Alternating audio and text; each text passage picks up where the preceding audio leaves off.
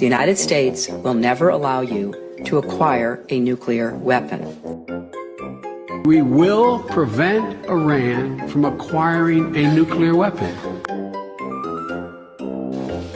The issue of Iran obtaining a nuclear weapon is resolved diplomatically, or it's resolved through force, through war. Welcome back, everyone. Day 56 of Operation Epic Fury. The Strait of Hormuz is still under Iranian control, if you want to believe that.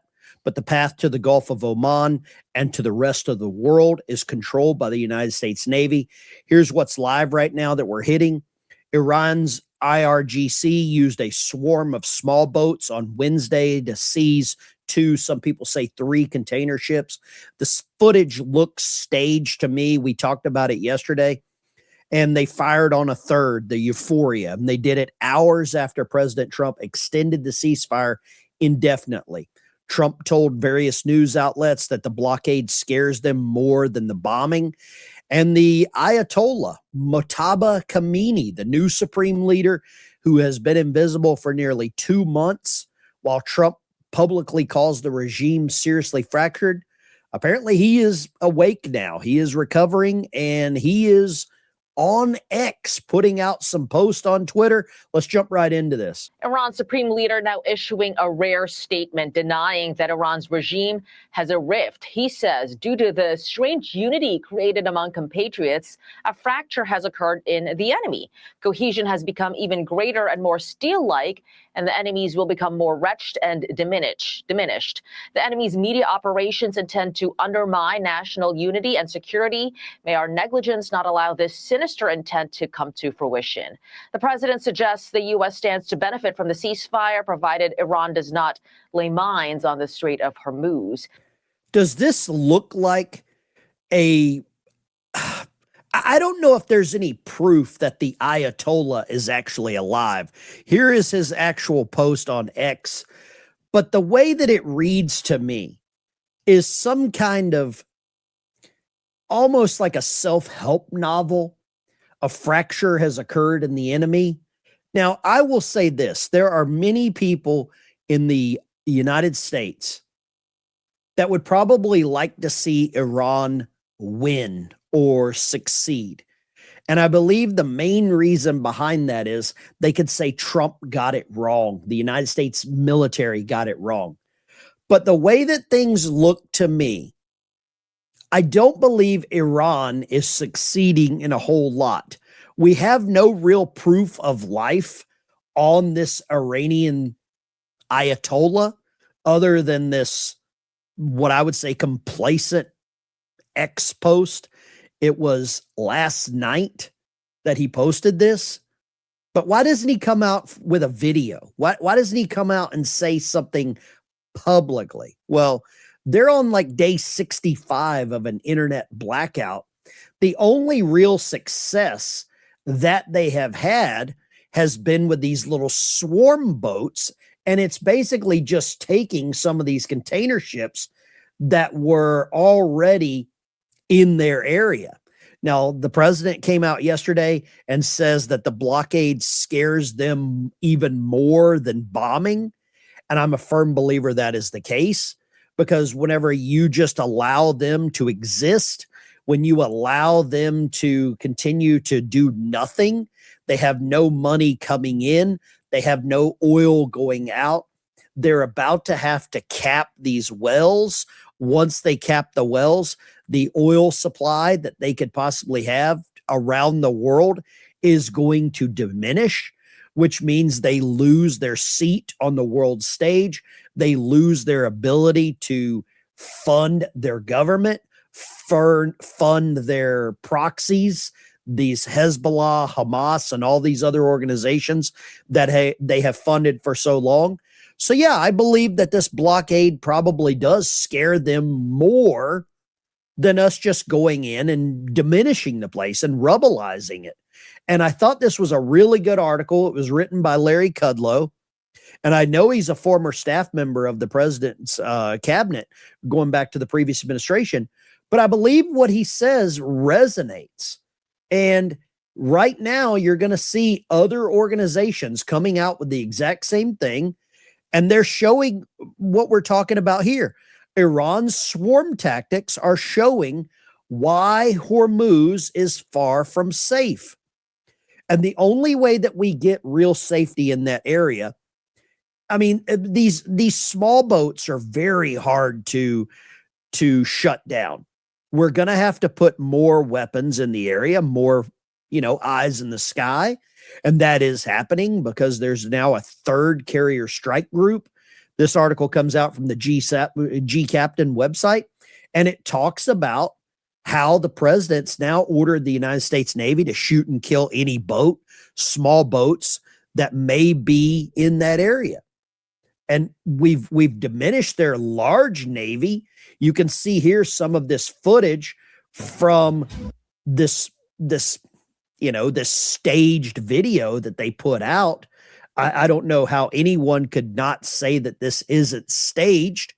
Just the way that it was delivered, the looks of this, the water is calm.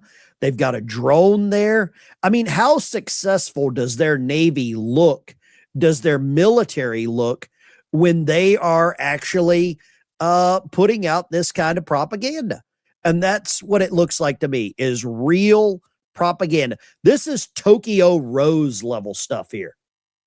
The ship's entrance is already opened. They pull up in a small boat. There's no wake. There's a camera on standby on a drone. There's a cameraman already up the ladder getting this very great footage. So the propaganda is going to work on multiple levels. It's working across the United States. We have people here in the country that are actually doing the heavy lifting for the regime with this propaganda. And it's a damn sad thing to see, but that's the way that's where we're at the moment. And I think there's multiple battlefronts that are being fought. Number one is the Iranian regime. Number two is who's actually in charge in Iran. I don't believe it is the Ayatollah or whoever they're calling is the Ayatollah right now. But the president, with this third carrier strike group in the area, is now calling or is now arming more military capabilities with Hellfire missiles. Those are typically fired from, I think it's the MQ-29 or 21 Reaper drone. So we're going to take care of these small boats, this swarm tactic, because the swarm tactic is a real problem. And the problem is going to be addressed, and it's going to be addressed head on with firepower. I don't believe that the president really wants to do a lot more damage on the ground unless he's really forced to do that by the Iranian regime, by their government. But, I mean, at some point we may have to. At some point we may have to put boots on the ground there. And there is information coming out now, believe how much of it that you want, that the U.S. is preparing new military strike plans if Iran talks fail. I mean, why else would you have a third carrier strike group in this area? Now, I know there's problems in Nigeria with the targeting of Christians there, but I don't know how you explain away a need for a third carrier in that area. And the president is all on board with putting all of the pressure on Iran. They're the ones that are being, probably called on a daily basis by China, by Xi Jinping, saying, hey, where's our oil? And I'll let you listen to it directly from the president here in the Oval Office yesterday. Every story say, oh, Trump is under time pressure. I'm not, no. You know who's under time pressure? They are. Because if they don't get their oil moving, their whole oil infrastructure is going to explode. You know what that means? Because they have no place to store it. And because they have no place to store it, if they have to stop it, something happens that only Len can explain. Something happens underground that essentially renders it in very poor shape, and you never recover fully. You can recover 50, 60%, but you can never have it like it is right now. And they have a matter of days before that event takes place. So I'm not under any pressure whatsoever. We've never had so much ammunition. Our ships are loaded. I believe the president nails it. their oil wells or their oil reserves are at maximum capacity or about to be at maximum capacity. There's not a lot of pressure on the United States other than just building up assets and allies and resources in that area. A show of force, nothing's going to get through. We've got another carrier strike group. That's hundreds of aircraft with missile capacities and capabilities like no other.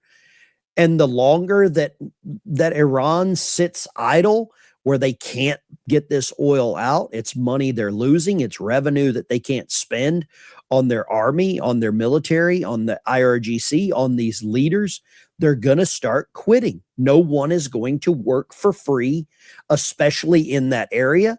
Now, there's another article that just came out this morning.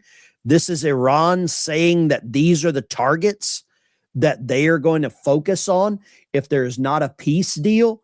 And if you notice to the north here, this is Iran. And this is all of their, what I would call former allies to the south.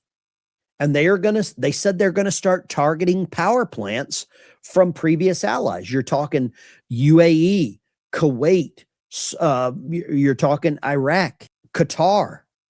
So they're openly calling for targets of previous allies. Do I trust the Iranians to follow through on this? I don't know. I don't know what kind of capabilities they have. They do have some of these ballistic missiles. How accurate they are, I don't know. But I mean, the capability is there. And I think if you underestimate your enemy, you're going to be surprised. It's probably not going to be a good day for some of these individuals, some of these countries there. We are now getting information coming out that NATO is not really our friend, that they may have been subverting or giving information to our enemy. And that's a real damn worry when we can't trust what I would call previous allies in the area. And it's a weird situation when we thought that we could trust these people, and obviously we can't. We intend to conduct the boarding of your vessel. There was a show of force Thursday from both sides in the war. This video was released by the U.S. Defense Department showing American troops boarding a sanctioned vessel in the Indian Ocean. The Pentagon says it was transporting oil from Iran.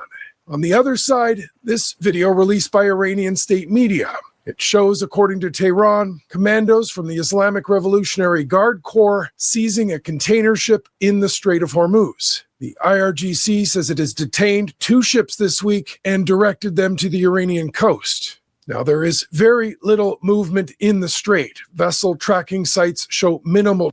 So this should give you an idea of what exactly is happening there. You're seeing real action by the United States military. You're seeing staged videos by the IRGC. One is propaganda, one is real action.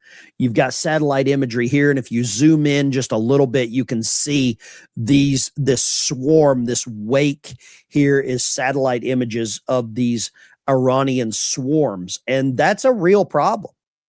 And I think by the United States military putting more aircraft there with Hellfire missiles, that we're going to remedy these swarm tactics by the Iranian government, by the IRGC, by whoever the hell is actually in charge. Now, for a long time, this can has been kicked down the road. I don't understand why it's been kicked down the road, but it has been. And I'll show you this clip here that I found over on X that is very relevant to what is happening. And more importantly, it kind of shows the whole buildup through the last 50 years. The United States will never allow you to acquire a nuclear weapon.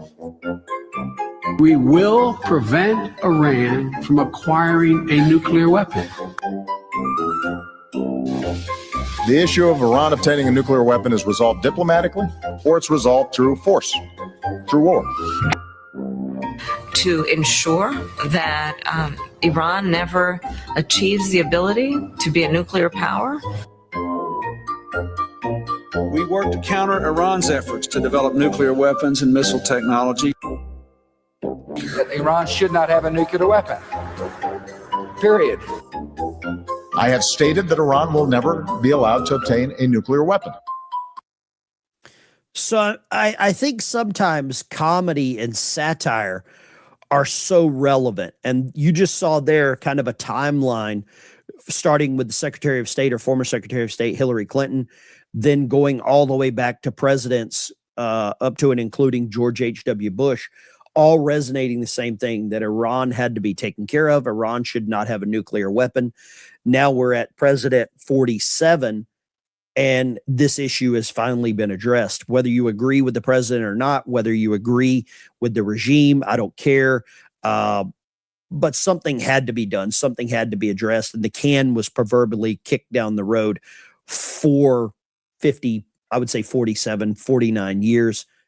And it's a damn shame, because now it is like ripping the Band-Aid off of a wound that has allowed the bandage to be covered with some of the scab. And that's probably the best way I can describe this. Really appreciate you tuning in. Smash the like and subscribe button if you like this geopolitical breakdown. And this is just kind of me and you sitting down and talking with a cup of coffee. It's not fancy. It's not some high level elite fart sniffers that are bragging about this or bragging about that. It's just real talk about what's really happening. I'll see you in the next one.